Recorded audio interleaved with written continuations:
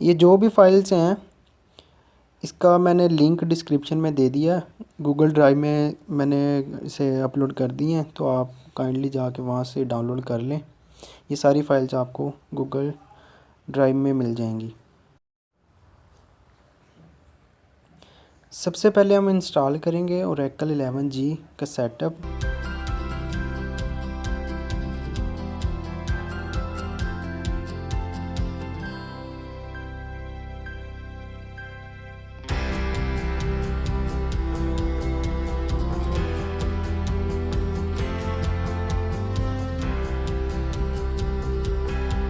Oracle 11G के setup को install होने में तकरीबन 5 से 10 मिनट लग जाते हैं, तो मैं बीच में वीडियो कट भी करता रहूँगा ताकि आपका टाइम ना ज़ाया हो।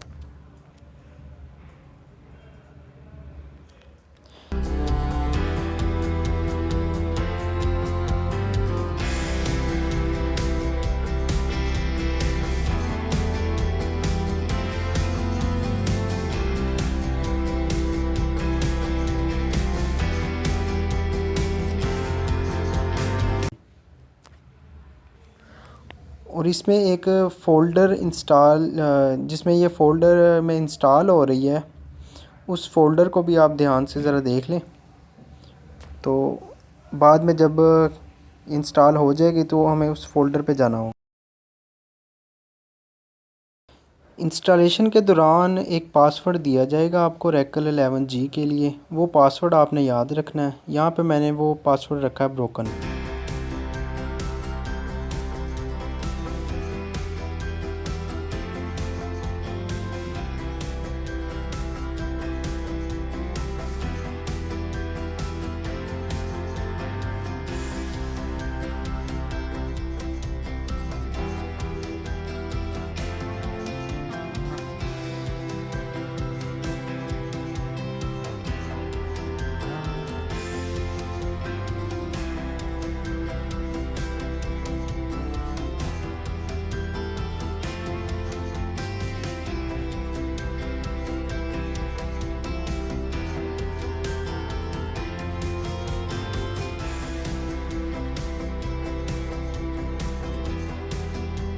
जी, ओरेकल 11G इंस्टॉल हो गया हमारे कंप्यूटर में। तो हम ओरेकल EXE पे जाते हैं, जहाँ पे हमने ओरेकल 11G इंस्टॉल की थी। वहाँ पे हम जाके गेटिंग स्टार्टेड करते हैं।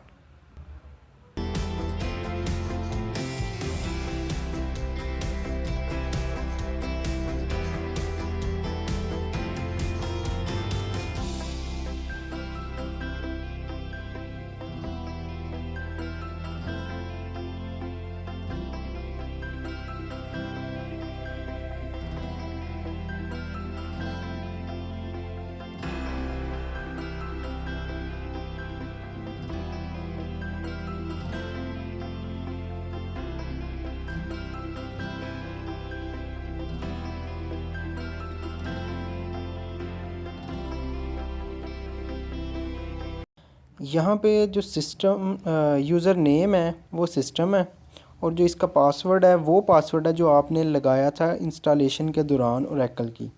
जो मैंने लगाया था वो ब्रोकन था, इसलिए मैं यहाँ पे ब्रोकन लगा रहा हूँ।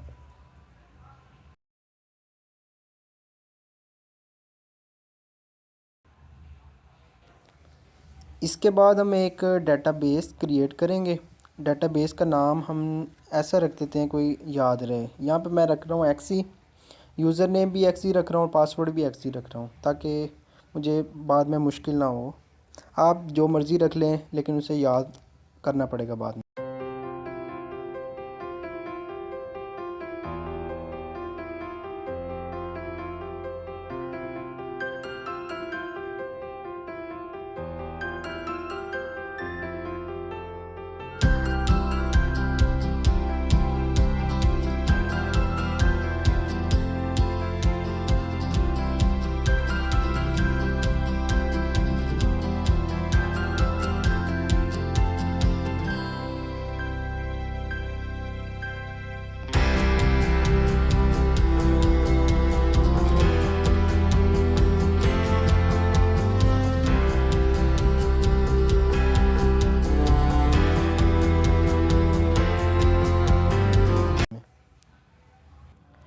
जी आप लॉगिन हो गए हैं एक्सी के अकाउंट में।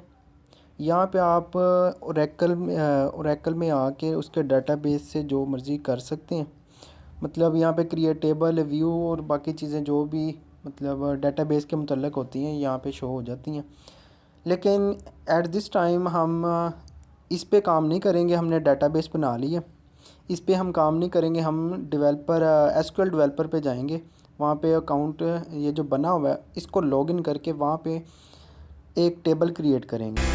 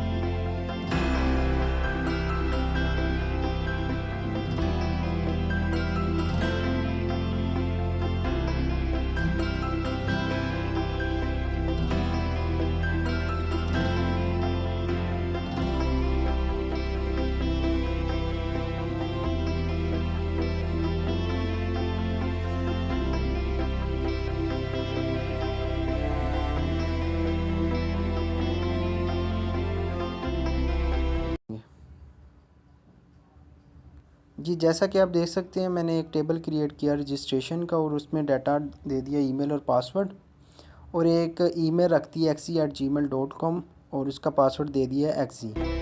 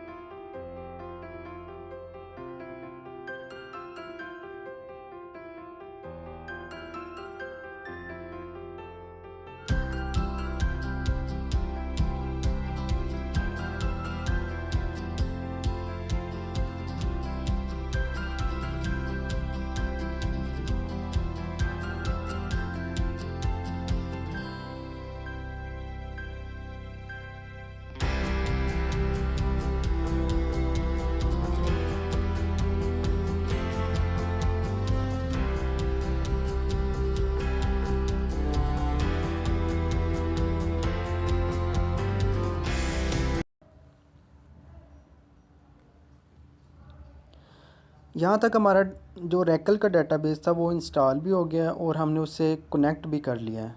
तो आइए अब चलते हैं हम जैम के सर्वर पे और जैम को इंस्टॉल करते हैं। यहाँ पे एक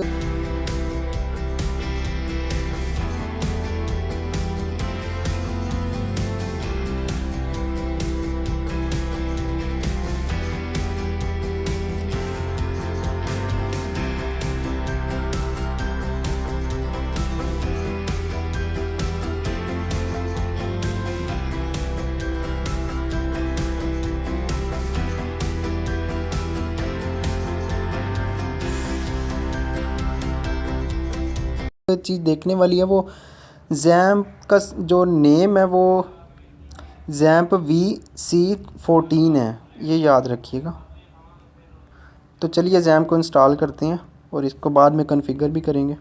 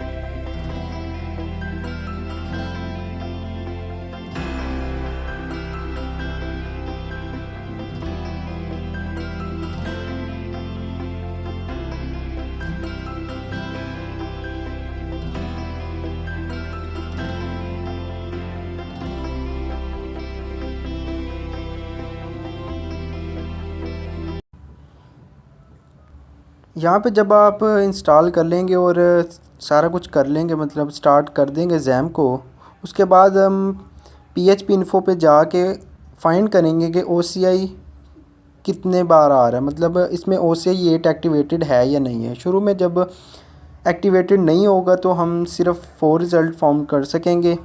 यहाँ पे मैंने OCI को फाउंड करने के लिए कंट्रोल F दबाया और OCI लिखा है, तो इसके बाद मुझे पता चल गया कि ये कितनी बार OCI आ रहा है। इसके बाद जैम को कॉन्फ़िगर करने के लिए हमने एक फ़ाइल डाउनलोड की थी OCI 8 में, जो मैंने लिंक दी उसमें OCI 8 का एक फ़ोल्डर है, उसमें फ़ाइलें पड़ी हुई हैं। उसको आपने 3 जगह पे अपलोड करना है। एक जैम के अंदर PHP का फ़ोल्डर है, जैम के अंदर PHP के फ़ोल्डर में अपलोड करना है। दूसरा, उसी फ़ाइल को आपने अपाचे, उसके बाद बिन, PHP के क्या जैम के अंदर एक फ़ोल्डर है अपाचे, उसके बाद एक और फ़ोल्डर है बिन, उसके अंदर भी पेस्ट करना है।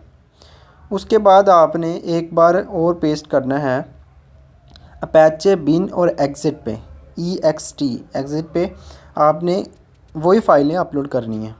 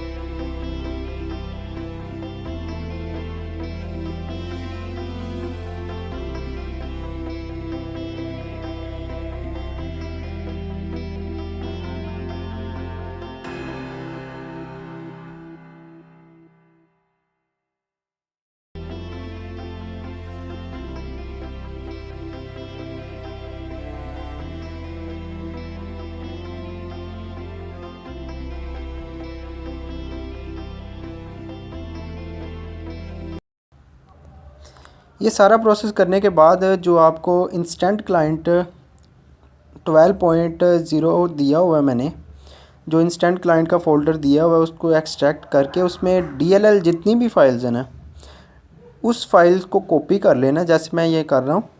उस फाइल को कॉपी करके आपने पेस्ट कर देना है वही 3 फ़ोल्डर्स में जो मैंने पहले जहाँ पे हमने पहले अप्लाई किया था, जिसमें PHP का फ़ोल्डर आ रहा था जैम के अंदर, उसमें PHP के अंदर एक फ़ोल्डर एग्जिट था उसके अंदर, और जैम के अंदर एक और फ़ोल्डर है, जैम के अंदर एक और फ़ोल्डर है अपाचे, उसके बाद बिन, उसके अंदर आपने ये फ़ाइलें अपलोड कर देनी है, कॉपी पेस्ट लगा लें, कॉपी पेस्ट कर देनी है।